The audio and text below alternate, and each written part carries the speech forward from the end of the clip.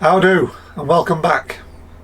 Well, today, or this evening for me, I'm reviewing the Warsteiner, which is coming up for 1 month old. I brewed this using a tried and true recipe from the clone book, and I've brewed it several times and it is really nice. It's a very close approximation of the commercial Warsteiner. But I've used Novalager yeast for fermenting, and I wanted to see if I can ferment with Novalager yeast in the summer, because I cannot lower temperatures. I can raise them, I've got brew belts, things like that, brew mats, but I can't lower the temperature.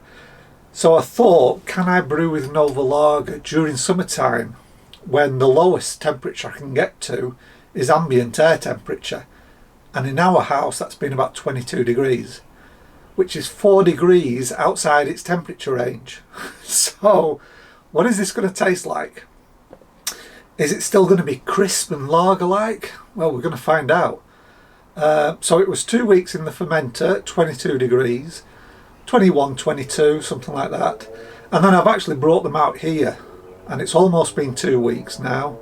Brought them out here, where it's been about 15, 16, just to carbonate.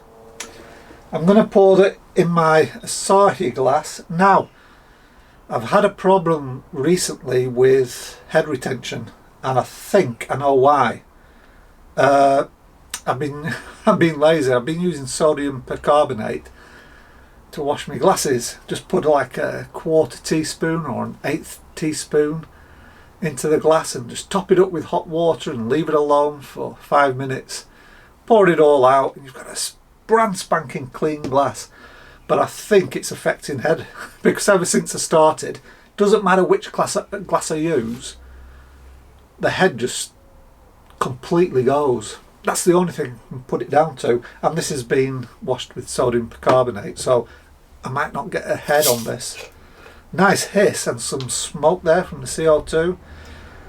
Might pour a bit aggressively. It is carbonated, the bottles are rock solid, but I just want to try and generate a bit of her head.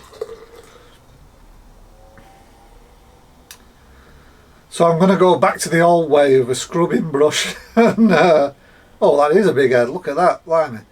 A scrubbing brush and soap, and then a good rinse to get rid of the soap. Oh, that's nice.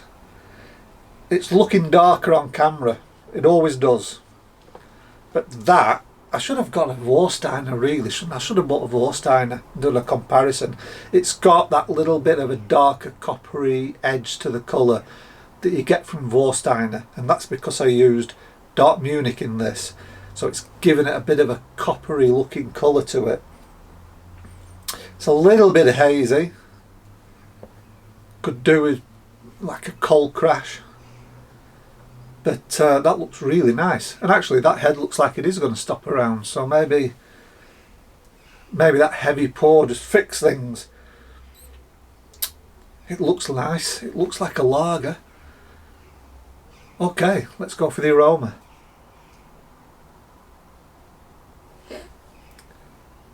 Toasty, you've got a bit of a toastiness on the nose like you do with Warsteiner.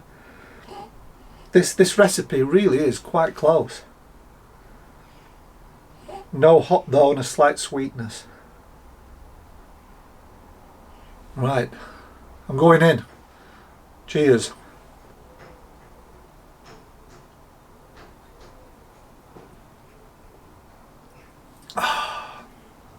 That's nicely carved. That really is nicely carved. It's not overly fizzy, you know, but it's there. The head is going down now. That'll probably just be a little tiny one bubble cap before long. Flavour wise, you've got that nice toastiness that you get from Warsteiner. Little bit of sweetness as well. Malty sweetness. So it also used some Carahels, which is like a crystal, German sort of crystal that they use in lagers, pilsners. And then the rest of it was extra light dry malt extract. yeah, you've got a nice sort of biscuity malt flavour with a little bit of like toastiness, bit of bread crust, and a little bit of the hop, but it's not overpowering. Slight bitterness at the back end. As I say, when I've brewed this before, not with Novalager, I think I may have done it once at the beginning of this year with Novalager, I'm not too sure. But I have brewed it before using Lutra, the Kvite yeast, that very neutral Kvite yeast, and I've used the Cali Common MJ, I forgot what number, 50 something, the California Common yeast, and it's a really nice beer. This isn't those beers though. In fact, it doesn't taste like a lager.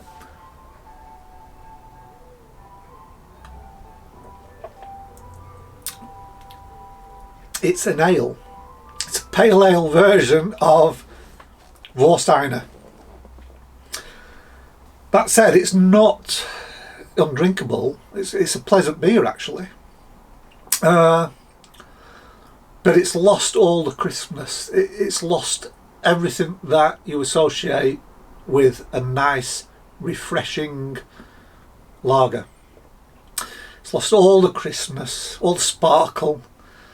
There's a softer mouthfeel, smoother, creamier sort of mouthfeel, like an ale, and there's a yeasty ester flavour as well. It's not an off flavour. It's not like diacetyl or anything like this. It's a yeasty ester sort of flavour. It's like a little bit fruity. Which, when I first tried this is my third actually. I tried one earlier today just to get my thoughts ready for the video, and I tried one yesterday. And you know, my taste buds now are starting to get used to it, but the first time it was like, this is wrong. I'm tasting Warsteiner. It's got those flavours, you know, I just mentioned. It's got the biscuity malt. It's got that little bit of toastiness from the dark Munich. It's got that little bit of bitteriness from the Tettnang. Little bit of noble hop flavour from Hersbrucker.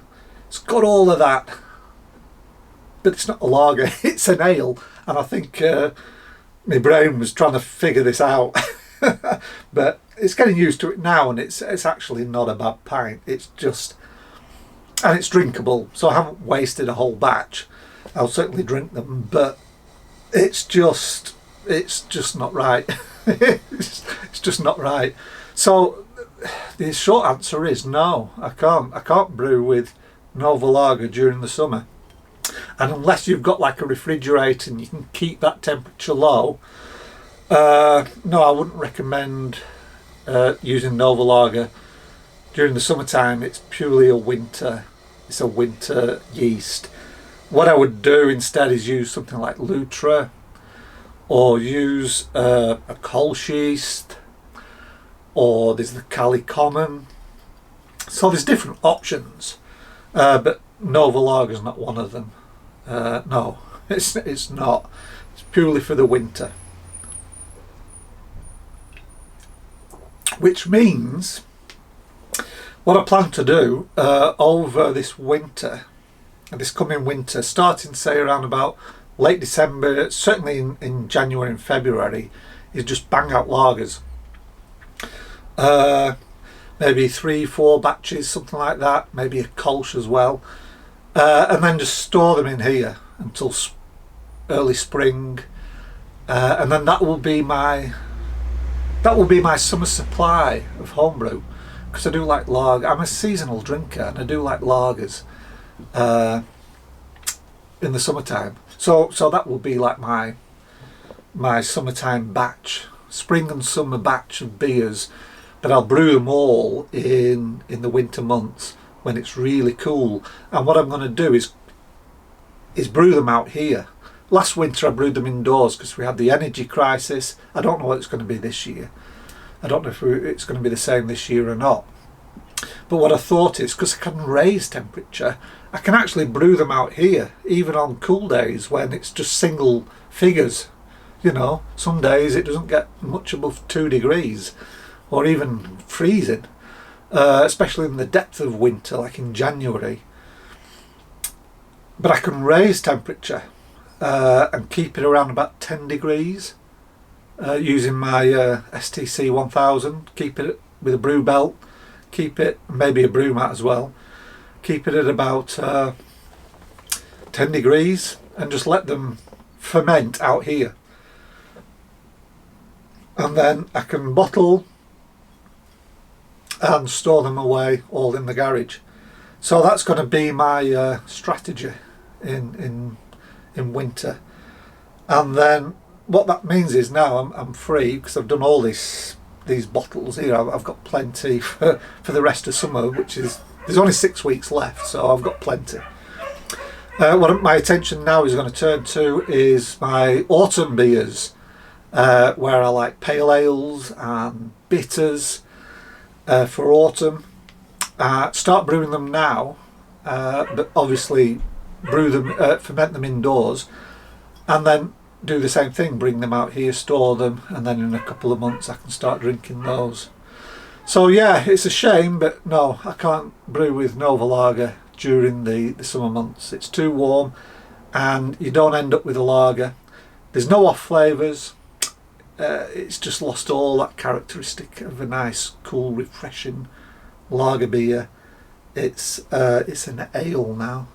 It's a Warsteiner pale ale. Maybe I'll patent it or something. And then they'll have to pay me if they ever want to make one themselves.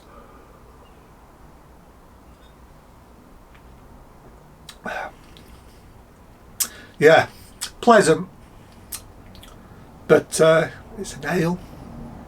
Right, so that's it. That's my review of the Warsteiner Pale Ale. Hope you enjoyed it, and I'll see you in the next video. Bye bye for now.